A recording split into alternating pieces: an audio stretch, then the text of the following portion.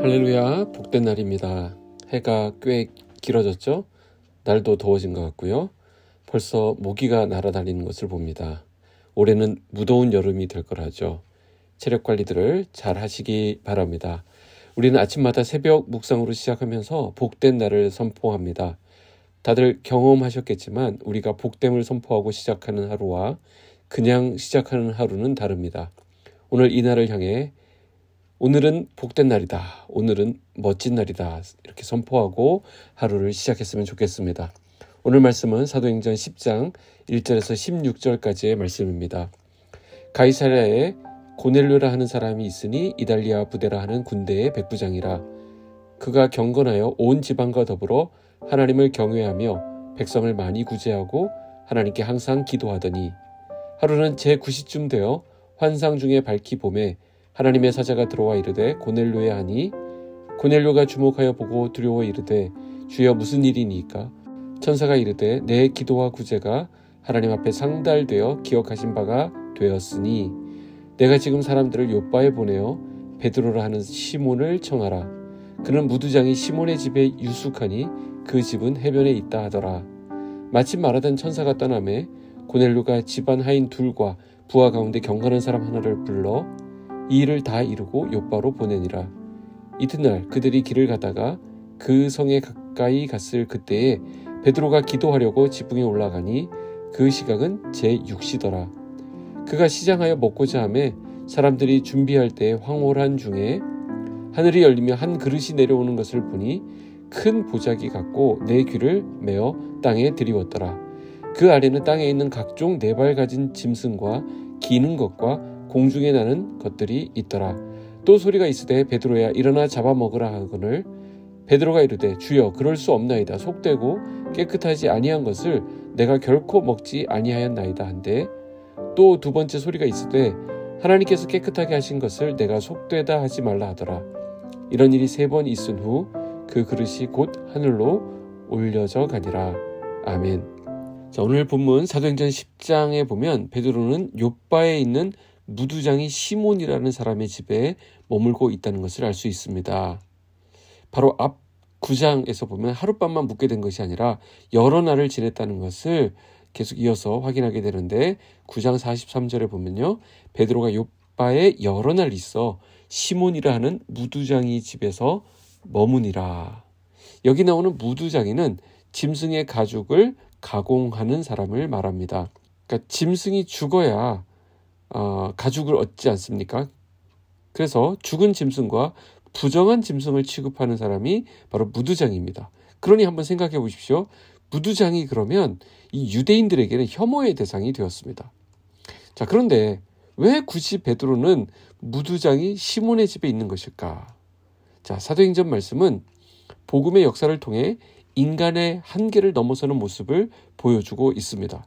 평소 그들이 부정하게 생각하는 사람이었지만 이 복음을 통해서 복음으로 하나 되고 함께 지내고 있는 이러한 모습은 우리에게 잔잔한 감동을 줍니다. 그러나 베드로에게는 아직까지 넘지 못하는 선이 있었습니다. 마지막 한계는 바로 이방인들이었습니다. 본문은 그것을 넘어가게 하는 이 복음의 역사를 보여주고 있는 것이죠. 1절 말씀해 보시면 가이사랴에 고넬료라 하는 사람이 있으니 이달리아 부대라 하는 군대의 백부장이라 그랬습니다. 군대에서는 특히 이 줄을 잘 서야 되죠. 로마 군대의 운영 체제를 보면 백부장은 실제적인 작전 지휘권을 가진 위치에 있는 사람입니다. 그러니까 그의 능력이 여기서 입증되면 그는 이제부터 탄탄대로로 출세가도로 달리게 되는 것입니다.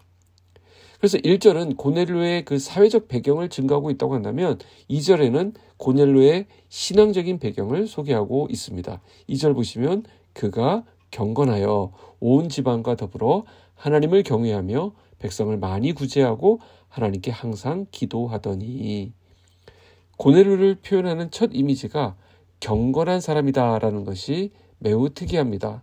다시 말해서 그는 믿음의 사람이었다라는 것이죠. 게다가 고넬료라고 하는 사람은 백성을 많이 구제한 사람이라고 기록합니다. 많이 구제할 뿐만 아니라 또 하나님께 항상 기도했다라고 기록하고 있습니다. 기도하는 사람이었다. 자, 기도하는 사람의 특징이 무엇입니까? 그는 하나님께 민감합니다. 그는 기도하는 사람이었기 때문에 언제나 하나님의 뜻 안에 있었고 하나님의 뜻을 분별할 수 있는 그런 영성을 잘 유지하고 있었습니다. 우리가 이와 같이 매일 아침 새벽 묵상 시간을 통해서 혹시 오랜만에 들어오신 분 없으시죠? 네, 이걸 꾸준히 하는 것이 중요합니다. 이렇게 우리가 기도하는 것은 우리의 영성을 유지하는, 그래서 하나님의 뜻에 민감하게 반응할 수 있는 매우 중요한 이 기초, 베이스가 된다라는 사실입니다. 3절에서 5절까지 말씀을 보겠습니다. 하루는 제9시쯤 되어 환상 중에 밝기 봄에 하나님의 사자가 들어와 이르되 고넬료야 하니, 고넬료가 주목하여 보고 두려워 이르되 주여 무슨 일이니까? 천사가 이르되 내 기도와 구제가 하나님 앞에 상달되어 기억하신 바가 되었으니 내가 지금 사람들을 요바에 보내어 베드로라 하는 시몬을 청하라. 자, 기도하는 가운데 베드로라고 하는 사람을 데려오라 라는 음성을 듣게 됩니다. 중요한 것은 그가 기도하고 있을 때 이 하나님의 음성을 들었다라는 것입니다. 여기서 우리가 주목해야 될 부분이 있는데요. 기도한다라고 하는 것은 하나님의 소리를 듣는 것이라는 것입니다. 자, 하나님의 소리를 들으려면 어떻게 될까요? 내 소리가 줄어들어야 합니다. 그러면 소리가 들립니다. 이 기도를 통해서 하나님의 소리를 들을 수 있는 은혜가 있기를 주님의 이름으로 축복합니다. 이방인이면서도 하나님의 음성에 민감하게 반응했던 고넬료와는 달리 유대인의 사도이면서도 여전히 자신의 한계와 틀에 갇혀 있었던 베드로의 모습이 여기서 극명하게 대비됩니다.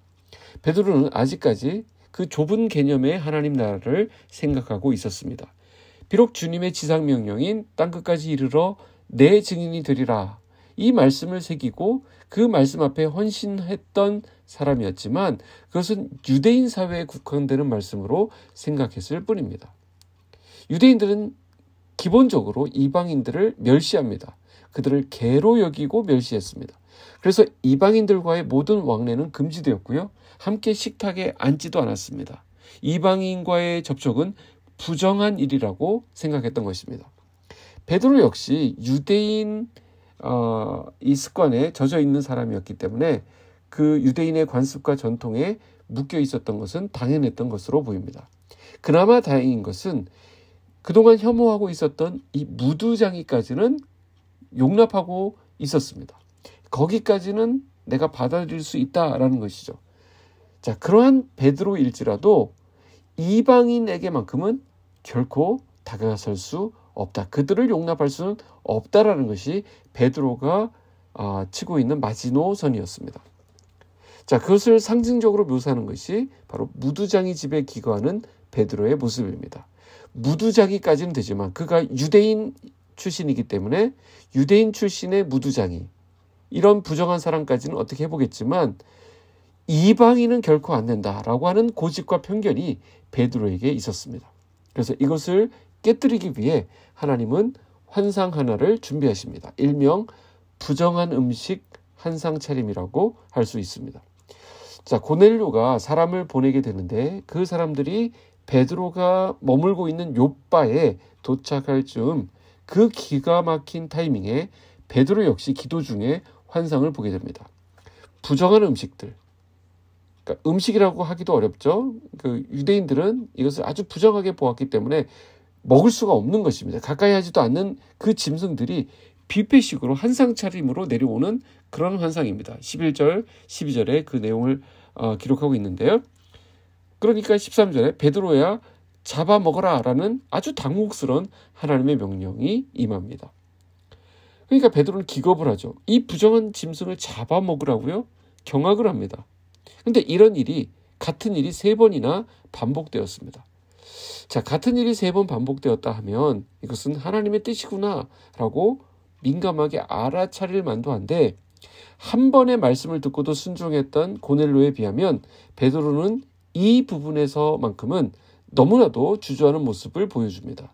자, 무엇을 말하고 있는 것 같습니까? 그만큼 편견을 깨뜨리는 것이 어렵다라는 것입니다.